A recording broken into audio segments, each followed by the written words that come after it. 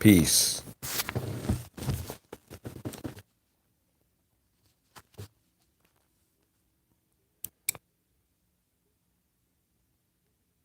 Okay, you're gonna find this interesting, but there are gonna be some things that are not gonna be said in this interview. It seems like it's going around in circles, but we're gonna go ahead and play this, and I'm gonna give you my 2 cents on it. All right, hold on. Welcome back to Black News Tonight. It is no secret many Black Americans are disgruntled with the Democratic Party. They feel like they're taken for granted, and time again, voting as the most united bloc African Americans are. But at the end, the demands of Black people remain unfulfilled by the Democratic leadership. In a recent Newsweek opinion article, contributor Pamela Denise Long declares it is time for Black America to break up with the Democratic Party. She goes on to say, if they want our votes, let them earn them. And Pamela Denise Long joins me now. She is diversity, equity, inclusion, and anti-racism trainer. She's also a brilliant writer, clearly. Welcome to the show. Good to see you. You call Black Americans voting for the Democratic Party an arranged marriage. Now you're calling for a divorce. Tell me why. Yeah, so it's an arranged marriage because, as I clarified in the article, Black Americans back in the day when Republicans and Democrats kind of switched their platforms didn't really have a choice if they were going to stay engaged with American politics. And at that time in the 60s, obviously it was very critical that they do. And it's very critical now that Black Americans stay engaged with the political process as well. Democrats have not delivered, even though they've had the House, both houses, as well as the White House. They haven't delivered specifically for Black Americans and also quite specifically for descendants of slavery who make up the vast majority of the Black American population. You say that while progressives accuse the right of not talking about anti-Black racism, when the left does talk about anti-Black racism, they do so to use our pain, not for our benefit. That's a quote from you. It sounds like you're criticizing the kind of performative gestures toward racial justice that we often see from the left. Can you say more about that? Yeah, so, it's both performative in terms of the wordsmithing that happens, as well as in terms of how we haven't disaggregated the data on the impact of the policies that are being implemented at the level that is not pass or minimize the impact and the impact and responsibility that state as well as regional and local governments have. What I mean by that is I need to see specific implementation plans that show that these diversity policies are actually transforming the lives and economic stability of Black American communities, Black American homes, and Black American families and workers. So this idea of it being performative as well as it not being precise in who it is intended to impact and how. It is, I think, a dereliction of duty if we levy the responsibility of looking at impact on foundations and not-for-profit organizations. Our government, who created many of the problems, right, that are affecting multi-generational Black Americans, need to be responsible for looking at and developing those metrics, ensuring that that impact is positive.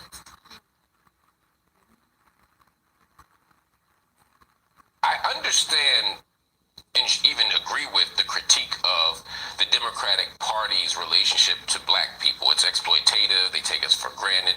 And at the analytic level, we are a captured electorate. That is to say, they know they got us. If we vote, we're voting for them. I get that. But we have a few practical options. That's what people will push back and say, right? That the realpolitik is that we either don't vote, we vote for an alternative party, or we vote for Republicans. And that voting for an alternative party doesn't give us the power to defeat Republicans in major elections, maybe in a local election, the mayoralty is probably the best case scenario.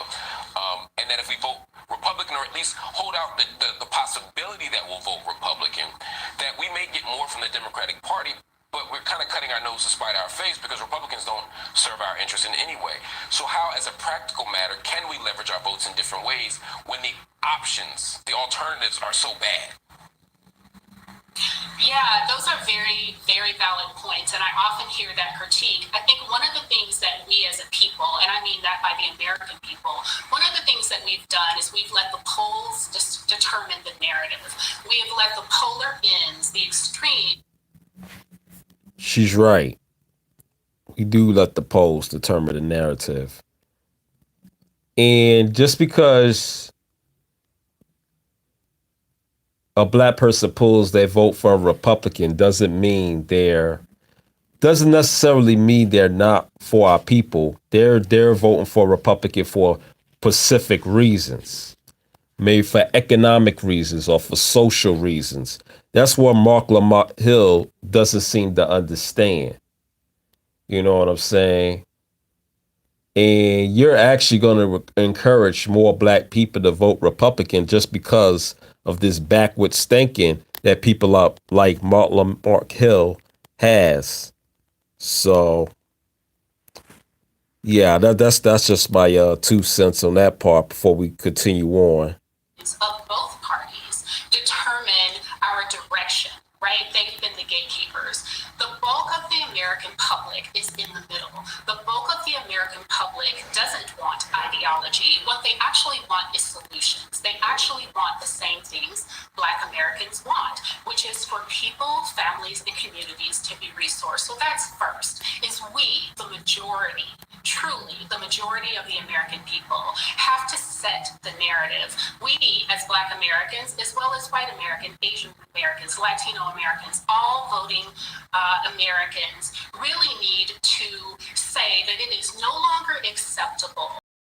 You can determine your party orientation and decide based on that alone which segments of the American population you're going to choose to neglect. The challenge, the new paradigm is we're all going to eat. And if you're a Republican or if you're a Democrat, how are you going to ensure specific reach to specific folks, Black Americans being the ones that we're talking about tonight, to ensure that we can all thrive? That has not been the narrative. I know that it's similar to what Democrats have talked about, but we aren't seeing that translated into Black communities, are we? So even they aren't there yet.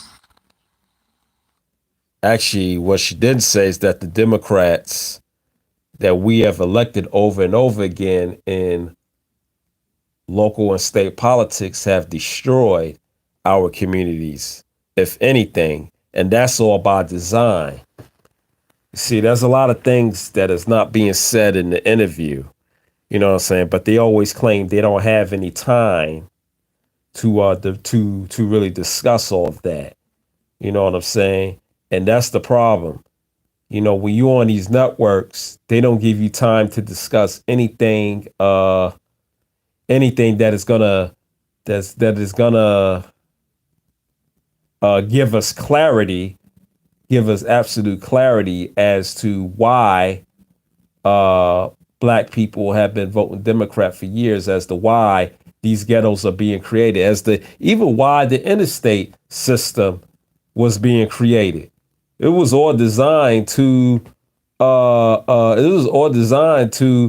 destroy whatever us Black Americans have created, you know, which is Black Wall Street, whatever Black Wall Streets that we had in the early 1900s was completely destroyed by the interstate system,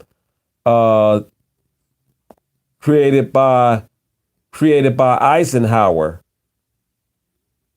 which was started by Eisenhower in the 1950s, which was the post-World War II era, in which white people was able to elevate into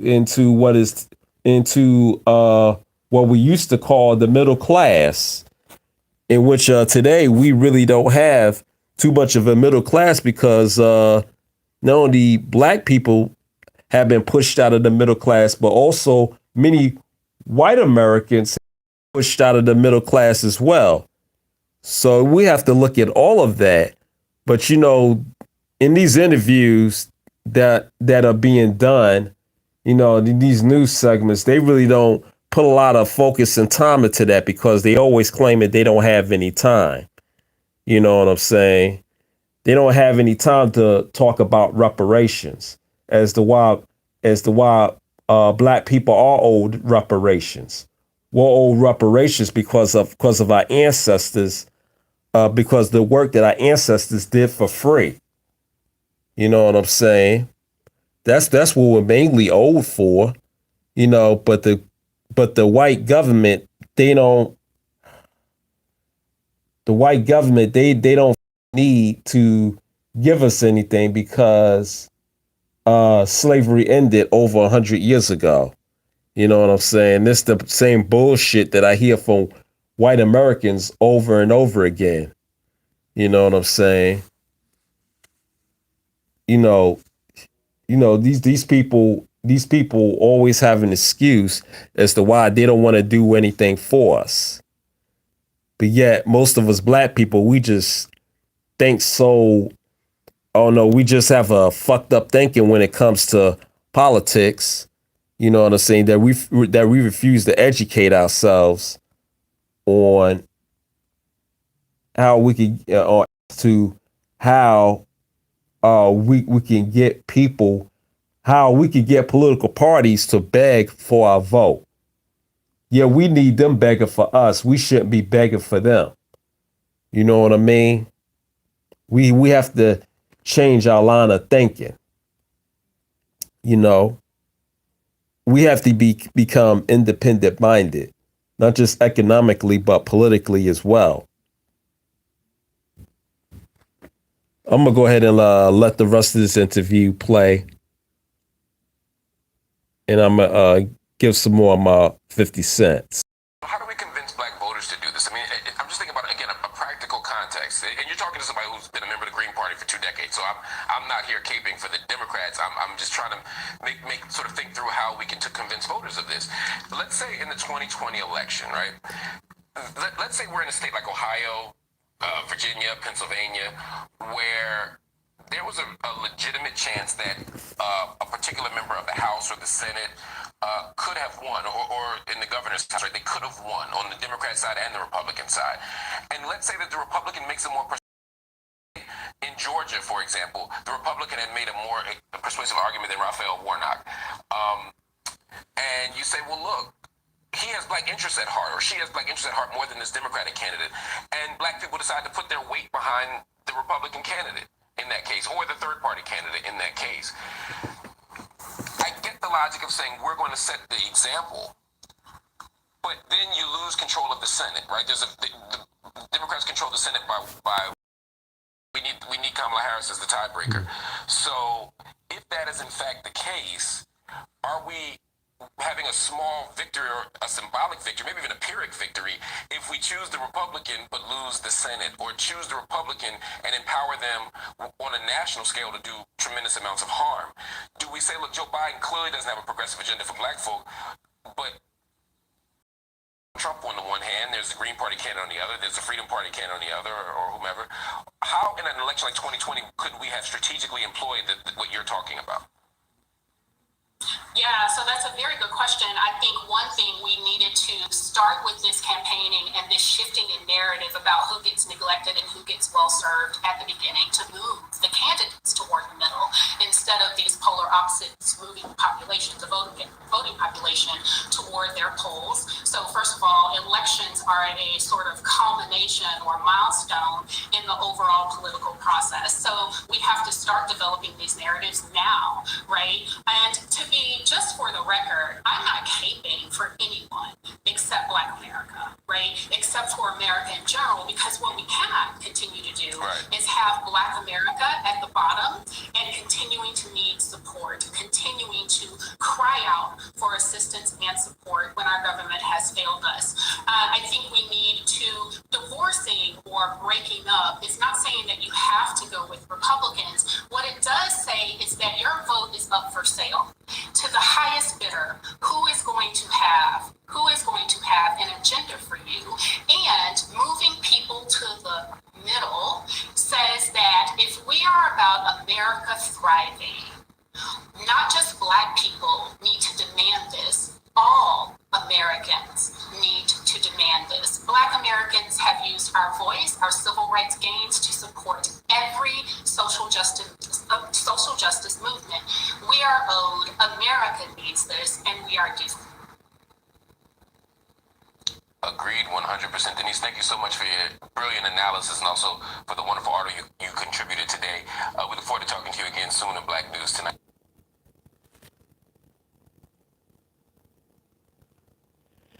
But yeah, that's pretty much that interview.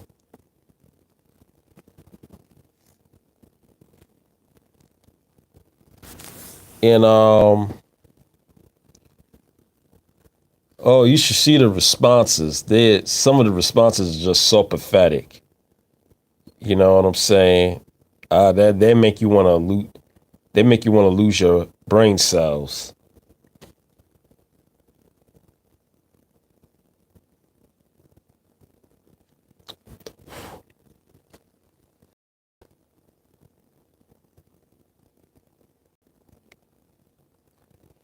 But anyway, let me see if I could find that Newsweek article that she written on black people breaking up with the Democratic Party.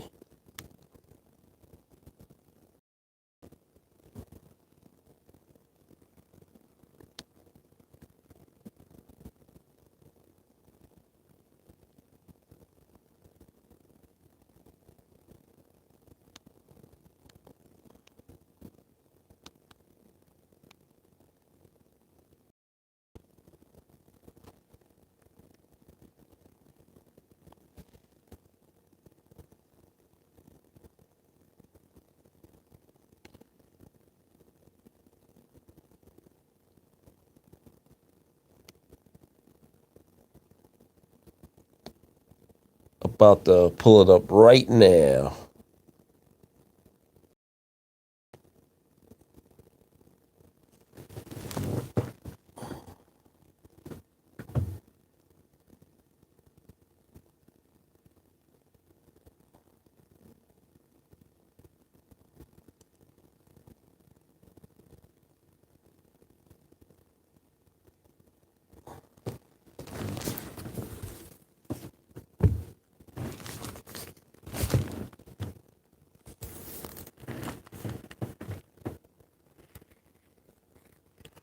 This is the article that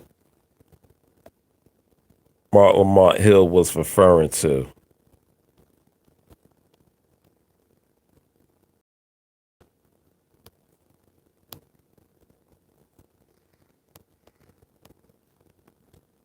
Let's read what she says in the article.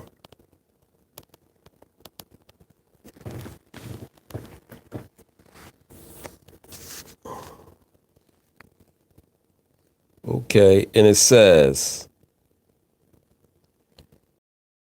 all the autopsies of the Democrats' recent shellacking at the polls, a crucial storyline has been left out: the large gains the Republicans made with black Americans in Virginia.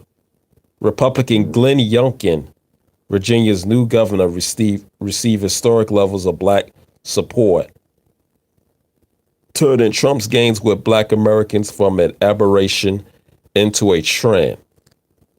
Okay. The truth is, all is not well between black America and the Democratic Party, and the November 2021 election night results might very well turn out to be the rumblings of a breakup that is long overdue. In black America, there is a growing contempt for an influential far left that talks a woke game on diversity and appropriates our struggle in their ads and talking points, but offers our communities little beyond the feeling of inclusion. Far left agenda items like abolish ICE, defund the police, and other social justice mainstays make use of provocative wordsmithing to commodify the black American experience of racial inclusion while providing career and other benefits. All right, this is where I was up to last.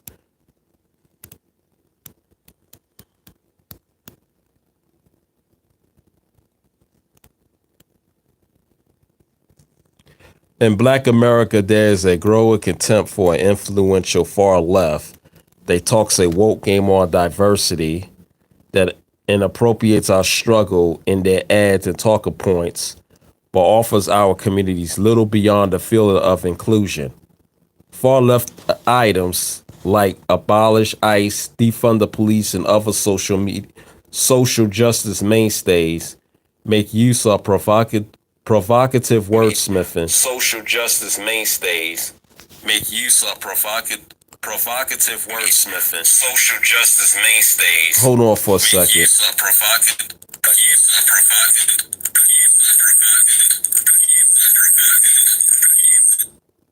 All right, there we go. Whoa. That was a nice little echo. At least that tells me that I'm all live. Things working good. All right, here we go. In Black America, there's a growing contempt for an influential far left that talks a woke game on diversity and appropriates our struggle in their ads and talking points, but offers our communities little beyond the feeling of inclusion. Far left agenda items like abolish ICE, defund the police, and other social justice mainstays make use of provocative wordsmithing to commodify the Black American experience of racial exclusion while providing career and other benefits to white liberals. Truth is, white liberals have for the last 30 years used Black American civil rights wins to advance their own agendas. Their implemented destructive criminal justice laws and incomplete education paradigms. Their conflated discrimination based on sexual orientation and gender with the horror of anti-Black racism. They are prioritized immigrants and those they presume are legitimate refugees at our expense, distributing redress and now possibly even reparations to those who knowingly broke U.S. immigration laws. While progressives accuse the right of not talking about anti-Black racism, when the left does talk about anti-Black racism, they do so to use our pain, not for our benefit. They treat Black Americans like mascots rather than partners. You could tell by the mission creep. Notice how articles, speeches, and advocacy start by talking about Black women or Black people as the recipients of harm, and then shift to people of color, naming a laundry list of identity groups in their proposed redress. Think of Congresswoman Alexandria Ocasio-Cortez's offensive, appropriate, and quip. Always say Latinos are Black. At best, the marriage between Black Americans and Democrats has been an arranged one. Back when Republicans and Democrats switched costumes. Nixon-era Republicans were so uncomfortable with Black Americans that the lesser of two evils became the Black American way. That code of conduct has since lost its utility. Consider that it was Republican President Donald Trump whose First Step Act released thousands of Black men from prison, men put there by Democrats' crime bill, pushed by our very own Democratic President Biden.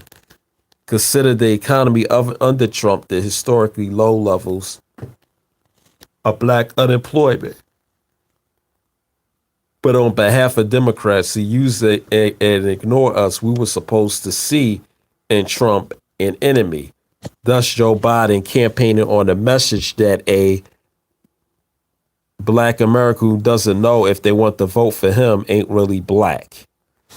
Today it's commonplace for white liberals to use hysterical language about white supremacy to gain audience and traction, mobilizing far-reaching woke narratives that further erase Black Americans and descendants of U.S. slaves and denied us the chance to advocate for ourselves and receive tangible resources that will improve our lives. The left-leaning paternalism of white liberals is even more sinister because they claim to advocate for the oppressed using the Black American experience to credential their platforms while supplying little of substance to Black America. Every social justice since the 1960s, Negro civil rights movement owes its success to its use of the descendants of slaves. Yet those who rise to prominence and stand as status do not necessarily prioritize results for Black American citizens in general, and they certainly do not funnel tangible resources directly to our communities. That is the liberal way. Use Black American pain to demonize the right and make yourself feel virtuous, then prioritize every other group but us. It's not just the elected elite and academics either. These appropriations of the Black American experience happen in everyday life, especially in nonprofits workspaces where Black women's expertise is used to credential clueless white leadership structures that capitalize on Black marginalization rather than implementing a vision to end it.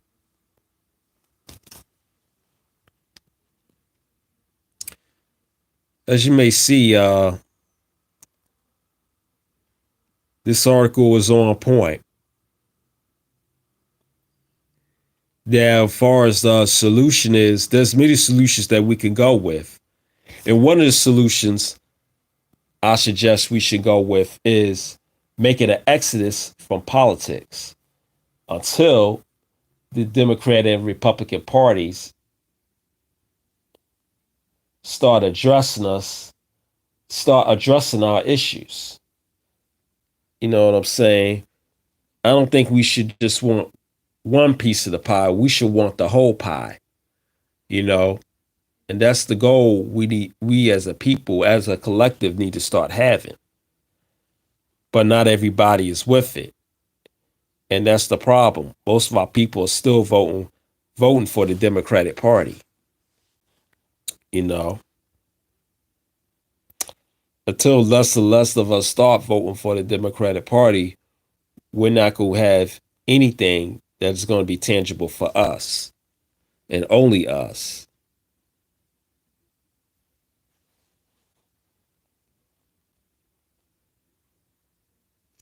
So that's all I want to leave y'all with. Whoever hit the like button, thank you, appreciate it, and when whoever watches this live, feel free to share this live out, so brothers and sisters can know what's going on here, so they can decide on how they want to act.